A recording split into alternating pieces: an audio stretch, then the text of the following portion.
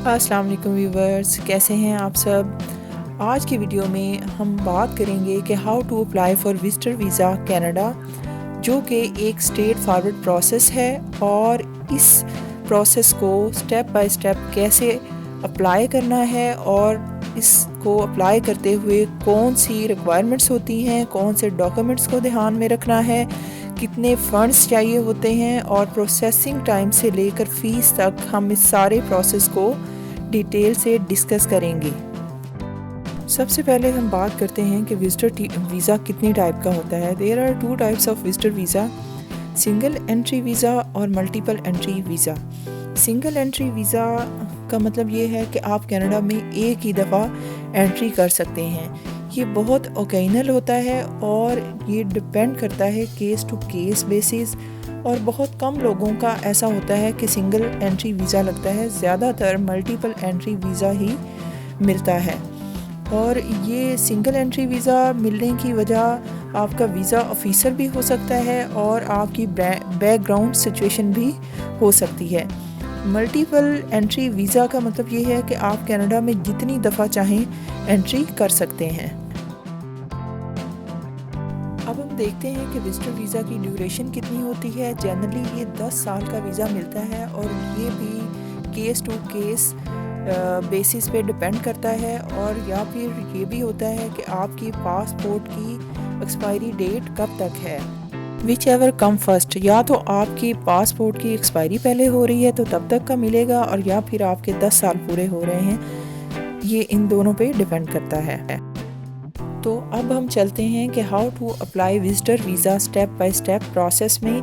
तो इसमें स्टेप 1 में आपने ऑनलाइन जाना है IRCC की वेबसाइट पे, और उनको अपने विजिटर वीज़ा अप्लाई करने की रीज़न बतानी है, और इस रीज़न के मुताबिक IRCC आपको बताएगा कि उनको कौन कौन से डॉक्यूमेंट्स रिक्वायर्ड हैं।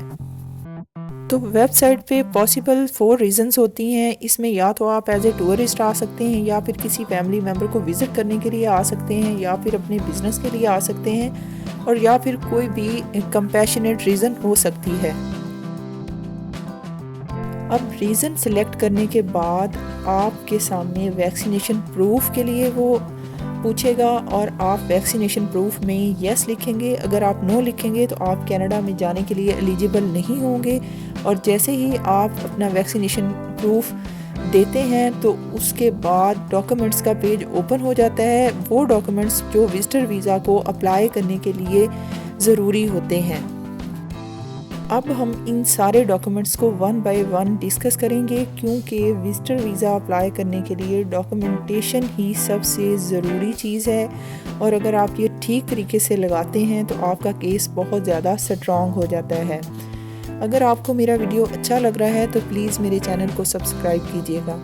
जी, डॉक्यूमेंट्स में सबसे पहले प्रूफ ऑफ फंड्स आ जाता है, और प्रूफ ऑफ फंड में आपके पास 2000 कनेडियन डॉलर्स पर मंथ होने ज़रूरी हैं, और ये for 6 months keep in your account $12,000, क्योंकि अगर आपके पास एक महीने के लिए 2000 कनेडियन डॉलर होंगे तो इस हिसाब से 6 महीने के ड्यूरेशन के लिए आपके पास $12,000 होने ज़रूरी हैं। As much as you show fund your case become strong. अब बात ये है कि आपको इतने फंड्स शो कैसे करने हैं। तो आप मल्टीपल तरीके से ये फ़ंड शो कर सकते हैं। उसमें आपके FD आ जाते हैं, जैसे कि फ़िक्स डिपॉजिट्स होते हैं।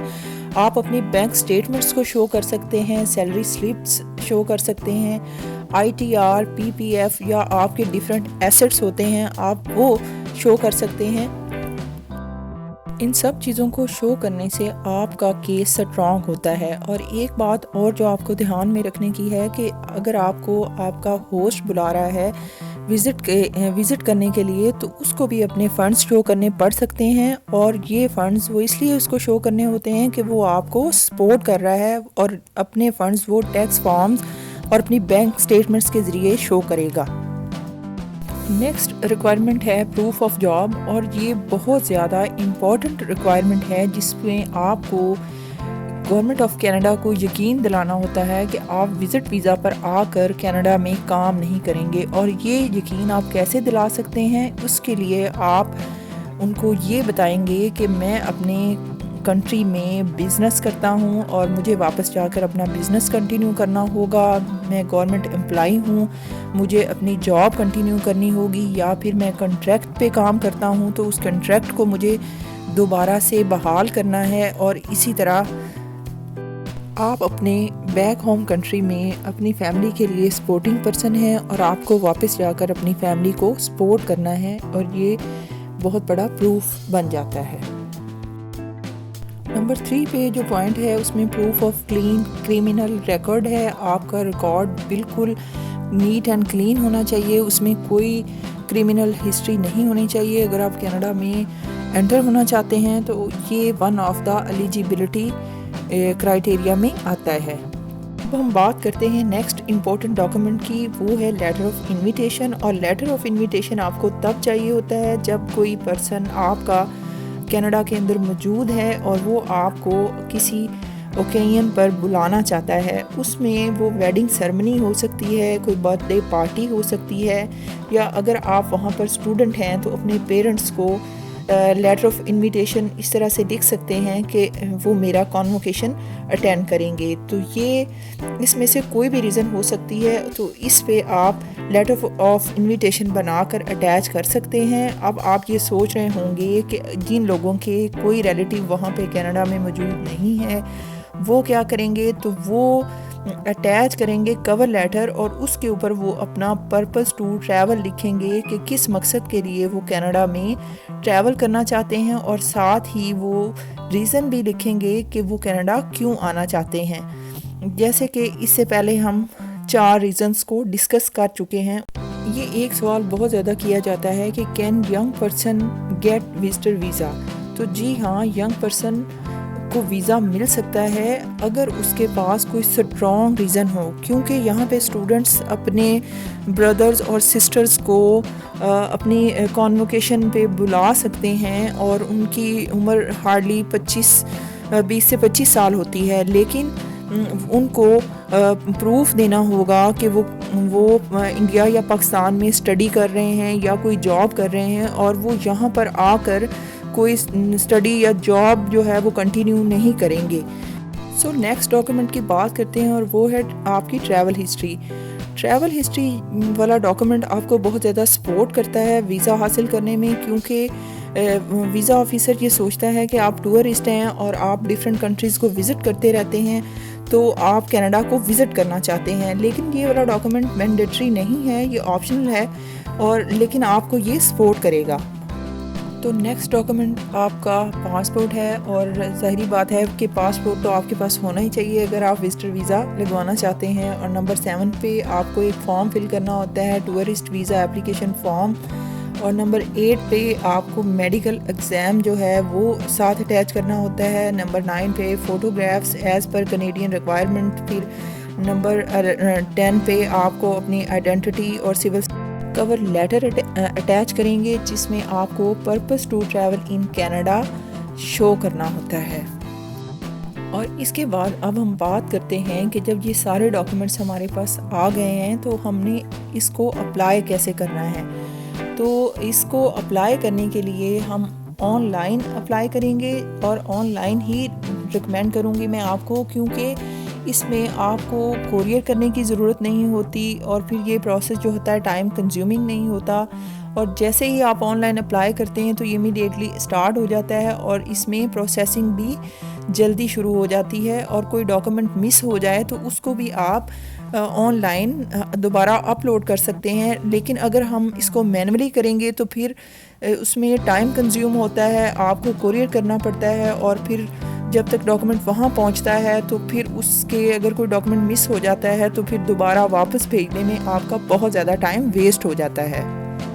جی اگر اب ہم اسٹیپ بائی اسٹیپ پروسیس کو دیکھیں تو اسٹیپ 1 میں check if you are eligible to travel in Canada. تو اگر آپ ویکسینیٹڈ ہیں تو پھر آپ ایلیجیبل ہیں. اسٹیپ 2 پہ آپ ڈاکومنٹس شو کریں گے کہ کون کون سے ڈاکومنٹس آپ کو چاہیے، اور وہ ڈاکومنٹس آپ یہاں پہ اپلوڈ کریں گے. اسٹیپ نمبر 3 پر آپ اپلائی کریں گے آن لائن، اور اس کے اندر 3 آپشنز ہیں کہ آپ کو اپنا پروفائل کریٹ کرنا ہوگا، ڈاکومنٹس اپلوڈ کرنے ہوں گے، اور وزٹر ویزا کی فیس پے کرنی ہوگی جو کہ 100 کینیڈین ڈالر ہے۔ اس کے بعد آپ کو انتظار کرنا ہوگا کہ کب آپ کا ویزا کا پروسیس کمپلیٹ ہوتا ہے، اور پھر جیسے ہی ہوتا ہے تو آپ کو فنگر پرنٹ اور بائیو میٹرکس کے لیے جانا پڑے گا، اور جس کی فیس 85 کینیڈین ڈالر ہے۔ تو ٹوٹل آپ کے 185 کینیڈین ڈالر کا خرچ آیا ہے وزٹر ویزا کو اپلائی کرنے میں۔ اور ڈاکومنٹس وہ ہیں جو سارے آپ کو خود جمع کرنے ہوتے ہیں، کوئی بھی ٹریول ایجنٹ آپ کو ڈاکومنٹس نہیں ارینج کر کے دے گا۔ تو یہ پروسیس بہت سمپل ہے اور آپ اس کو خود سے کر سکتے ہیں۔ اگر آپ کو لگتا ہے کہ آپ اپنے ڈاکومنٹس ارینج کر سکتے ہیں اور ان ڈاکومنٹس کو اپلوڈ کر سکتے ہیں، اور یہ سارا پروسیس آپ کو سمجھ میں آ رہا ہے، تو آپ اس کو خود سے اپلائی کریں۔ اپلائی کرنے کے بعد آپ کو بائیو میٹرک ریکویسٹ آئے گی۔ بائیو میٹرکس دینے کے بعد جو ہے کچھ ٹائم پیریڈ کے اندر آپ کو انتظار کرنا ہوگا، اور پھر وہ آپ سے، اگر آپ کا ویزا اپروو ہو جاتا ہے تو پھر وہ آپ سے آپ کا پاسپورٹ مانگیں گے، اور پاسپورٹ پر ویزا لگ کر آ جائے گا۔ تو اب ہم دیکھتے ہیں کہ پروسیسنگ ٹائم کتنا ہوتا ہے ویزا لگنے کے لیے۔ تو یہ ڈیپینڈ کرتا ہے کنٹری ٹو کنٹری، اور آپ اپنا پروسیسنگ ٹائم اس کی ویب سائٹ پر جا کر چیک کر سکتے ہیں۔ اور اگر آپ کینیڈا سے اپلائی کر رہے ہیں تو پھر اس کا وزٹر ویزا کا آن لائن اپلائی کرنے کے لیے 15 ڈیز ہے، اور اگر آپ پیپر بیسڈ اپلائی کرتے ہیں تو پھر 33 ڈیز میں آپ کا ویزا آ جائے گا۔ تو اب ہم کچھ بیسک کوشچنس کی بات کریں گے جو بہت زیادہ پوچھے جاتے ہیں کہ how long you can stay on visitor visa. تو یہ ویسے ہم ویڈیو میں کور کر چکے ہیں، لیکن پھر بھی میکسیمم آپ 6 منتھ کے لیے وہاں رہ سکتے ہیں، چاہے جتنے بھی سال کا آپ کا ویزا لگتا ہے، آپ 6 منتھ سے زیادہ وہاں پر اسٹے نہیں کر سکتے۔ نمبر 2 پہ can some one work on visitor visa. تو یہ بھی کلیئر ہے کہ آپ لیگلی وہاں پر وزٹر ویزا پر کام نہیں کر سکتے۔ اور نمبر 3 پر ہے can I bring dependents on visitor visa. تو جی ہاں، آپ اپنے بچوں کو بھی وزٹر ویزا پر لا سکتے ہیں۔ اور نمبر 4 پر ہے can we convert visitor visa into work visa. Yes, آپ کنورٹ کر سکتے ہیں، اور اس پر میں نے اپنی ایک ویڈیو بھی بنائی ہے کہ وزٹر ویزا کو ورک ویزا میں کیسے کنورٹ کیا جا سکتا ہے۔ تو آپ میری وہ ویڈیو دیکھیں، اس سے آپ کو بہت زیادہ ہیلپ ملے گی۔ اگر آپ کو میری ویڈیو اچھی لگی ہے تو میرے چینل کو سبسکرائب کیجیے گا۔ Thank you very much. Bye bye.